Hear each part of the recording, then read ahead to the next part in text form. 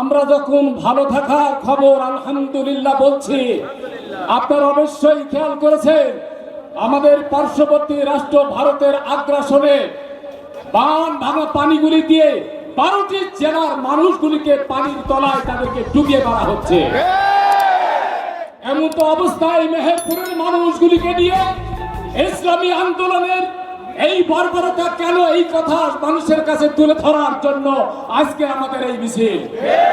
আপনারা অবশ্যই জানেন আজ থেকে প্রায় 1 যুগ আগে বাংলাদেশ জামাত ইসলামী মেহেরপুর শহরে এমনি একটি মিছিল করার সুযোগ পেয়েছিল। আজ থেকে 2008 থেকে 24 সাল পর্যন্ত আমরা আমাদের কোনো কর্মসূচি করতে পারি নাই।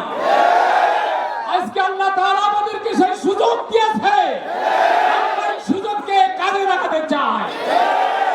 আমাদের মেহেরপুর জেলার 5 জন ভাইকে বুলেট করে শহীদ করেছে। আমরা তাদের রক্তের উপরে দাঁড়িয়ে আজকে আপনাদের কাছে শপথ দিতে চাই, যতক্ষণ পর্যন্ত বাংলাদেশে কালেমার পতাকা উত্তোলনের পরিবেশ তৈরি না হবে ততক্ষণ পর্যন্ত আমরা মাঠে থাকবো ইনশাআল্লাহ। আমার আপনারা খেয়াল করেছেন আজকে মেহেরপুরে এমন পরিবেশের কারণটা কি? আমরা প্রশাসনের কাছে আমরা ওয়াদা করেছি এত বড় সমাবেশ হবে, মিছিল হবে, আমরা আমাদের প্রশাসনকে বলেছি নিরাপত্তার দায়িত্ব আমরা নিজে নিয়েছি। কোনো মানুষের জানমাল ক্ষতি হতে দিতে চাই না, আমরা কোনো প্রতিশোধ নিতে চাই না। আমরা যদি প্রতিশোধ নিই তাহলে ইসলামের দাওয়াত কে দেবে তাদের কাছে?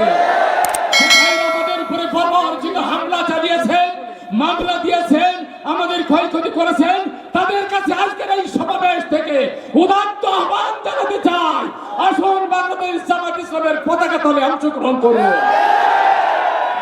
কথা বলবেন আমার নেতা, আমাদের মাঝে উপস্থিত আছেন জেলা জামাতের সংগ্রামী আমির, আমাদের মাঝে উপস্থিত আছেন জেলা নেতৃবৃন্দ, উপজেলা নেতৃবৃন্দ।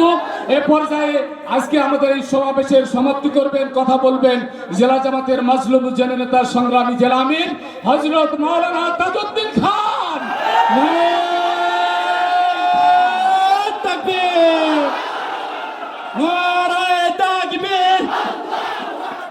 বাংলাদেশ জামাত ইসলামী জিন্দাবাদ জিন্দাবাদ।